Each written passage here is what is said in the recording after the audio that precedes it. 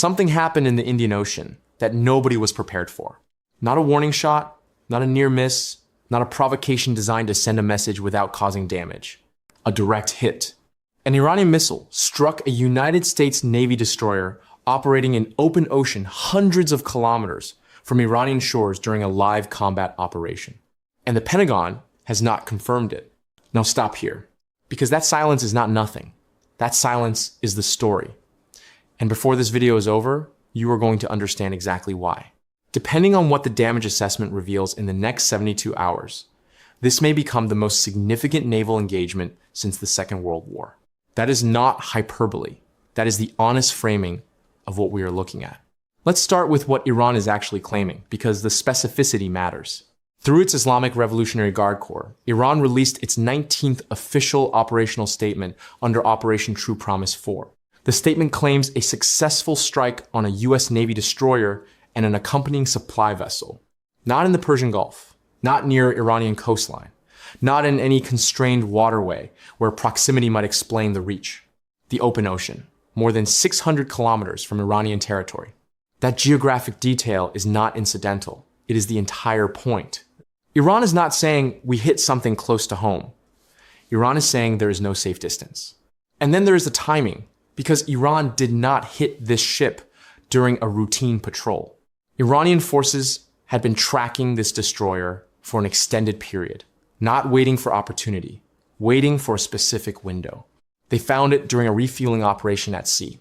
Here is why that matters, and this is the part most people are missing. Every navy in the world knows this vulnerability exists. They just never expected someone to exploit it like this. When a warship refuels at sea, its entire operational posture changes. The vessel connects physically by fuel hose to a supply ship. Both vessels lock into a constrained course and speed. Maneuverability drops to near zero. The crew manages complex logistics rather than maintaining combat readiness. The connection between the two ships means neither can execute evasive action without endangering both. Iran found that window, mapped it, built the entire strike around it. That is not improvisation. That is patient, intelligence-driven targeting, executed at precisely the moment when a $2 billion warship was at its most defenseless. Now this is where it changes, because the weapons tell you this was not luck. The IRGC identified two systems used simultaneously. First, a medium-range ballistic missile, engineered specifically for maritime anti-ship strikes. Operational range approximately 1,400 kilometers. It travels at hypersonic velocity during terminal descent. The final approach happens at speeds that compress defensive reaction time to seconds.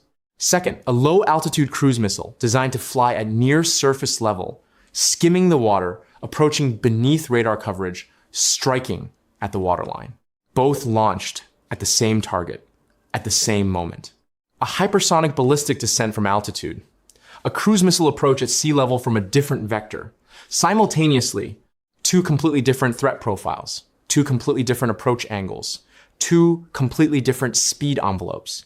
The objective: force the ship's defensive systems to solve two separate problems at once.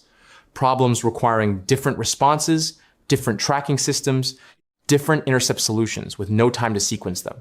Every navy in the world understands what that combination means.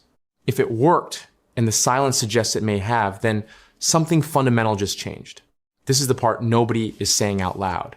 The ship Iran hit was not a frigate, not a coastal patrol vessel, not a legacy platform operating past its prime.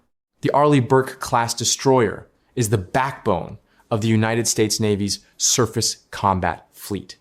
More than 70 of these ships operate globally. Each one costs approximately $2 billion.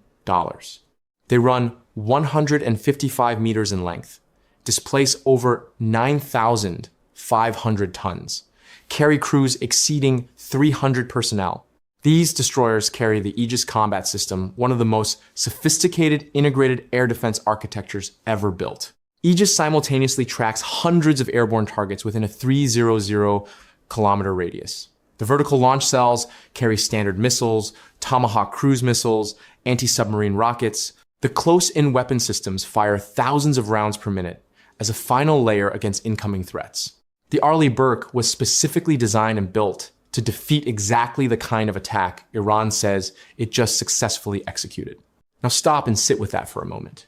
If the claim holds, if the damage assessment confirms a successful penetration of Aegis defenses, then the balance between offensive, hypersonic capability and existing naval point defense has just shifted.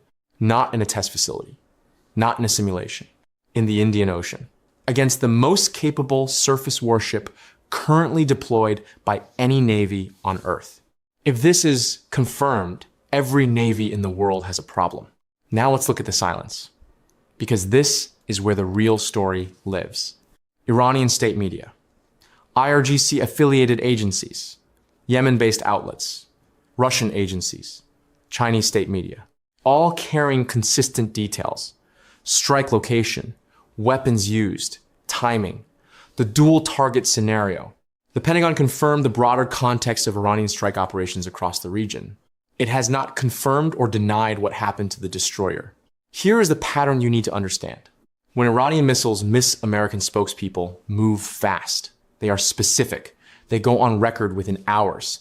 They use the moment to demonstrate adversary failure and reinforce confidence in American systems. When Iranian strikes cause minimal damage, same pattern. Detailed. Public. Fast. Now a destroyer is reportedly struck in the Indian Ocean, and the response is deliberate silence on specifics, careful language, managed information around damage assessments. That asymmetry is not accidental. The silence tells you something the statement cannot. And then there is the geographic shift, which almost nobody anticipated. Iran's first 3 iterations of True Promise targeted Israeli assets. This fourth operation targeted American naval assets in the Indian Ocean. That is a declaration. Iran is no longer treating the United States and Israel as separate actors, where one might be deterred while the other continues operations. They are a single combined adversary, and they will be struck simultaneously across whatever geography is required. The IRGC framed this explicitly as a direct response to Operation Epic Fury, the coordinated American and Israeli campaign launched February 28, 2026, that targeted Iranian military facilities, nuclear sites, and Iranian leadership. Which means, to understand what this strike is, you need the full sequence of what led here. On February 28th, the United States and Israel initiated coordinated strikes on Iran. The strikes were comprehensive. Military facilities, nuclear infrastructure, leadership targets. Iran's supreme leader was killed. Read that again. The supreme leader of the Islamic Republic, the figure holding ultimate authority over Iranian policy for decades, was killed in an American and Israeli airstrike. Iran did not collapse. Iran did not negotiate. Iran continued firing. The immediate response targeted American installations across the Gulf. Al-Dhafra, Al-Udeid, bases in Bahrain. The US embassy in Kuwait was struck and closed indefinitely. American soldiers were killed in drone attacks, the first publicly confirmed American military fatalities of this conflict. Then came the threat. On March 4th, Iran declared the Strait of Hormuz closed to hostile shipping. The same day, an American submarine torpedoed the Iranian frigate Iris Dana in international waters near Sri Lanka. What followed was the largest disruption to global energy supply since the 1970s. The International Energy Agency used a specific phrase: the biggest oil shock in history. Not since 1973. Not since the Arab oil embargo. The largest energy market disruption ever recorded. Here is why that number is sitting in your wallet right now. The Strait of Hormuz at its narrowest is 21 miles wide.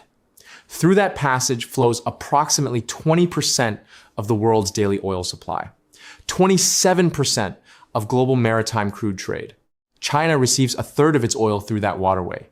Europe receives 12 to 14% of its liquefied natural gas from Qatar through the same passage. The Persian Gulf supplies up to 30% of internationally traded fertilizers, industrial chemicals, and supply chain inputs that flow through virtually every economy on the planet. Tanker traffic dropped 70%. Then it dropped to essentially zero. More than 150 ships anchored outside the passage, refusing to transit. The world lost 4.5 to 5 million barrels per day. By mid-April, that figure is projected to double. Brent crude peaked at $126 per barrel. American gas prices crossed $4 at the pump. The United States released 400 million barrels from strategic petroleum reserves, the largest such release ever recorded. Washington temporarily lifted sanctions on Russian and Venezuelan oil to give markets breathing room. These are not routine policy adjustments. These are emergency measures that tell you exactly how serious the supply picture is. And if you filled your gas tank this week, you paid for the Strait of Hormuz. That is not an abstraction. That is the direct transmission of this conflict into your daily life. Now, this is the part that doesn't get enough attention, the technology story running inside the military story. The terminal phase of a hypersonic ballistic missile compresses the reaction time available to defensive systems to a fraction of what those systems were designed to handle. Standard surface-to-air missiles engage targets within specific speed envelopes. Hypersonic terminal velocities reduce the available interception window so severely that the probability of a successful kill drops sharply. This is not a problem unique to American systems. Every navy in the world is grappling with this simultaneously. The combination of hypersonic ballistic descent from altitude and simultaneous low-altitude cruise approach at sea level is specifically engineered to defeat layered defensive architecture by exploiting the different response timelines of different systems. If the Arleigh Burke's final defensive layer proved insufficient against this combined strike profile, and the information silence suggests it may have, then a gap has just been demonstrated. Not theorized, not modeled, demonstrated in combat against the best system currently deployed. Every procurement decision, every naval doctrine assumption, every force posture calculation across every fleet on Earth gets reassessed starting from this moment. Let's look at where the escalation ladder actually stands. American and Israeli airstrikes have struck over 6,000 targets across Iran since February 28th. Approximately 70% of Iran's fixed missile launcher infrastructure has been neutralized. Iranian missile production has been driven to zero. The war has killed more than 1,000 people inside Iran, and Iran is still striking. More than 21 confirmed attacks on merchant shipping. Strikes on Saudi Arabia's Ras Tanura terminal 550,000 barrel per day export capacity. Apparent strike on a U.S. Air Force E, 3 Sentry aircraft at Prince Sultan Air Base. Strikes on American installations from Iraq to Kuwait. Iran has issued explicit threats against American technology companies, naming specific firms as targets if leadership elimination operations continue.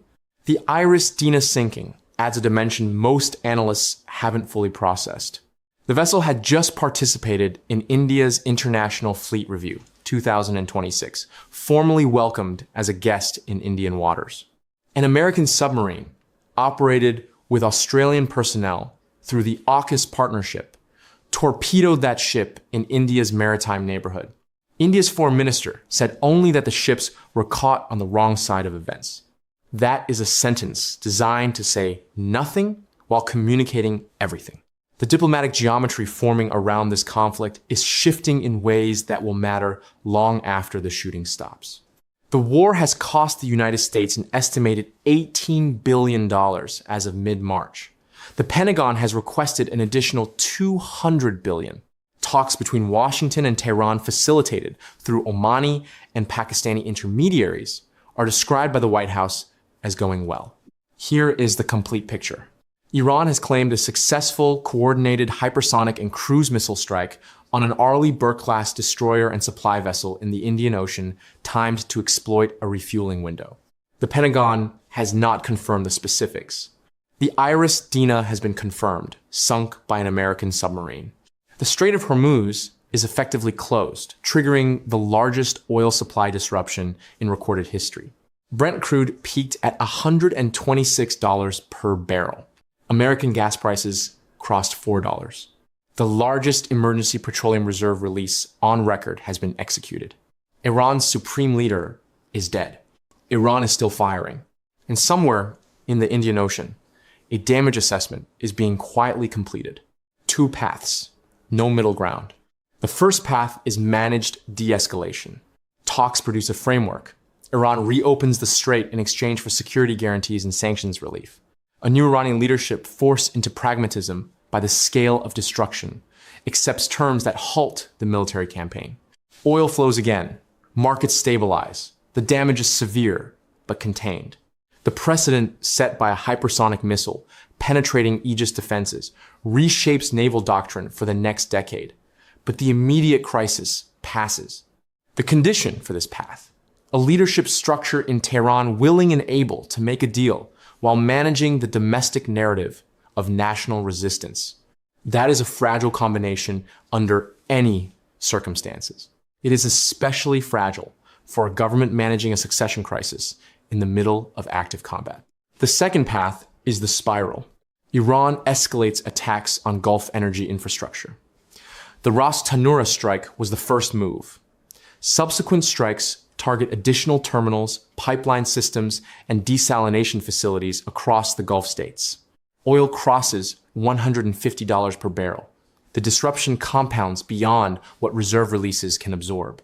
Asian economies, China, India, Japan, South Korea, face an energy shock that transmits directly into manufacturing, shipping, and consumer prices across every market on Earth. American and Israeli operations intensify.